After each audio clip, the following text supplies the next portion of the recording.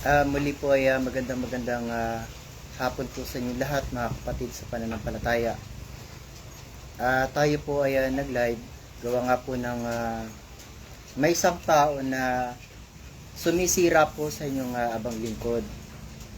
Ito naman po ay tinaas na po natin sa Panginoon. Alam ko po na ang Panginoon po ang gagawa ng paraan. Ayon po sa nagbalita sa akin, nalaman ko lang po ito sa kapatid na Lady Min na tumawag po sa amin kanina. Tama-tama po, nandito lahat ng mga kapatiran na nagpatuto sa akin na ako po ay hindi talagang ganon. Kaya sa iyo kapatid na Claire de Winner, ito lang mapapaabot ko sa iyo na mensahe. Unang-una, hindi kita kilala. Pangalawa, wala akong galit o sama ng loob para gawan ka ng masama. Kaya sana, kung ako yung pinagbibintangan mo na nang kukulam daw sa iyo, alam niyo, natatawa na lang po ako. Bakit? Kasi unang-una po sa lahat, wala po akong ganyang kapangyarihan na manakit na aking pong kapwa. Wala pong binibigay na kapangyarihang itim ang ating pong Panginoong Jesucristo. Hawak po ako sa leeg ng Panginoon. Kaya wala pong mga ganyang kapangyarihang itim sa amin. Kung may gawin po kaming ganyan, mas una po kaming paparusahan ng ating pong Panginoon at ng ating dakilang Ama. Dahil ito nga po yung sinasabi ko sa inyo, dahil nga po sa kami ay under ng pastor at ng ating Panginoon Jesucristo, lahat ng aming gagawin dito sa Kaharian ng Langit, wala ka pong maililihim dito, wala kang maitatago sa Kaharian ng Langit. Kung may ginagawa kang kasamaan sa ibang tao o sa iyong kapwa, tandaan nyo po, wala pong nalilihim dito sa Kaharian ng Langit. At ang unang sasaway sa iyo dito, mga banal na espiritu.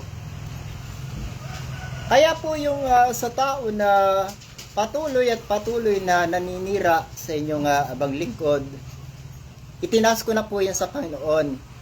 Na sabi ko, Panginoon, kayo na po ang bahala sa kanya.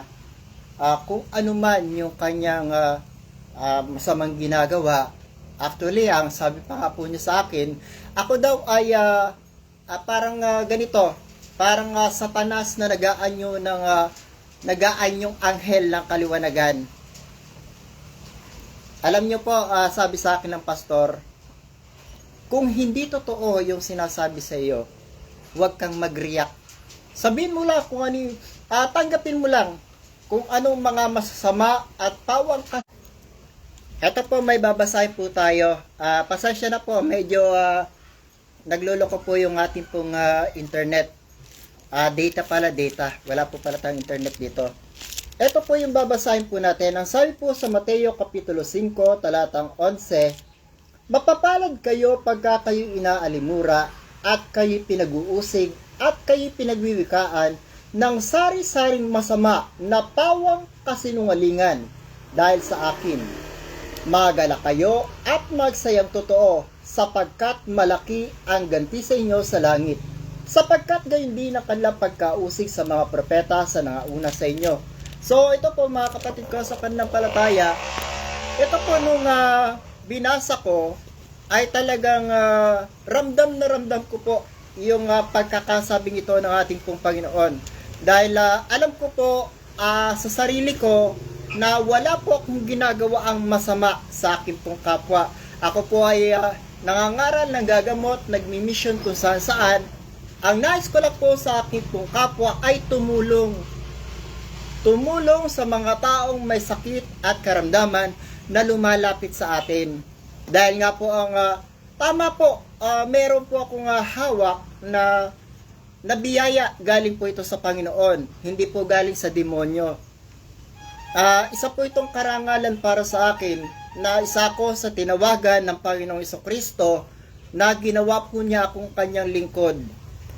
Kaya po ito siguro sa habang panahon ng aking buhay dito sa mundo, tatanawin ko po itong isang utang na loob sa ating pong Panginoon na out of billions of people all over the world, isa po ako sa binigyan niya ng ganitong pagkakataon na maging isang kanyang lingkod, na ako ay kanyang gawing alipin. Sabi ko nga po, napakaswerte ko sa out of billions of people na nasa ibabaw ng mundo. Bakit ako ang isa sa pinili ng Panginoon? Yan na lang po, isipin niyo po yan.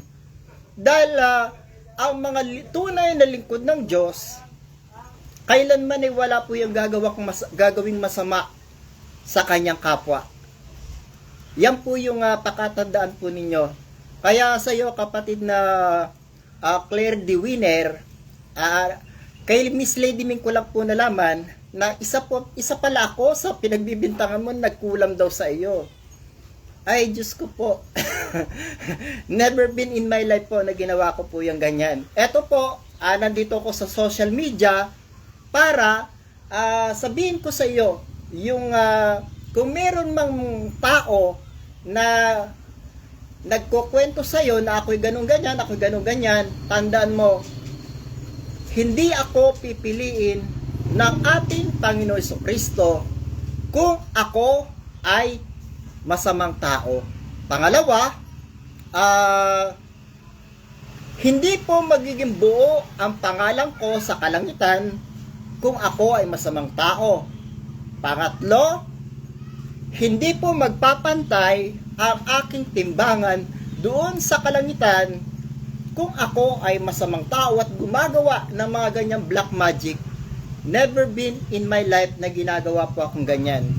Dahil lang kung meron man pong mga binigay na mga biyaya at kapangyarihan ng ating Panginoon, kapangyarihan po yung puti, hindi po itim.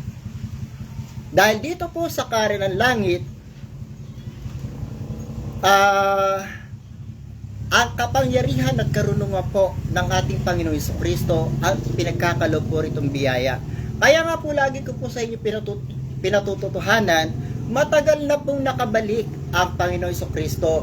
Matagal na po siyang naghahayag sa amin na alam ko po na napakahirap para sa inyong lahat na walang kaugnayan sa mga banal na espiritu, pero alam niyo po sa amin na talagang parang isang normal na lang po ito na gawain sa amin. Ang makausap namin yung Panginoon Jesucristo, makausap namin yung Inang Birhen Maria, makausap namin yung Santo Niño, at yung mga banal na espiritu, even Dr. Jose Rizal, at ang ating dakilang Ama. Ganyan po kahiwaga dito sa Kaharian ng Langit.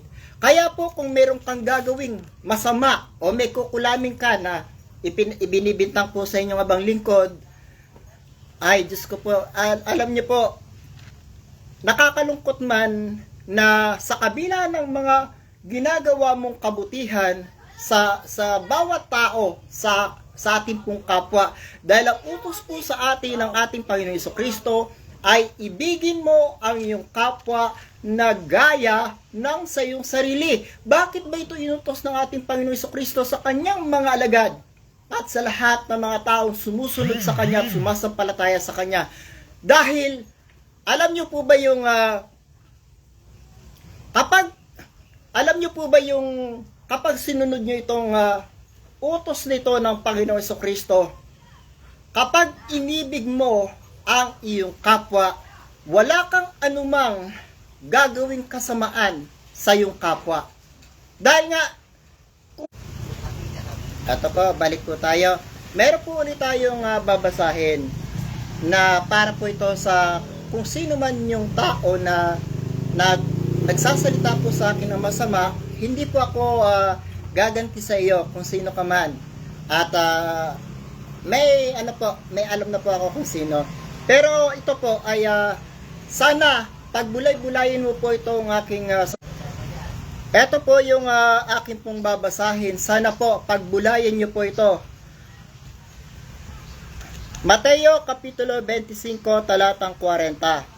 At sasagot ang hari at sasabihin sa kanila, katotohanang sinasabi ko sa inyo, yamang inyong ginawa sa isa dito sa pinakamaliit sa aking mga kapatid, kahit sa pinakamaliit na ito ay sa akin ninyo ginawa. Dito pa lang po sa tinuran ng Panginoong Jesucristo, elaborate ko lang po. Ang sabi ng Panginoong Jesucristo, anuman ang ginawa mo dyan sa kaliit-litan na yan na sumasampalataya sa akin, ay hindi mo sa kanya yung ginawa, kundi sa akin. So doon pala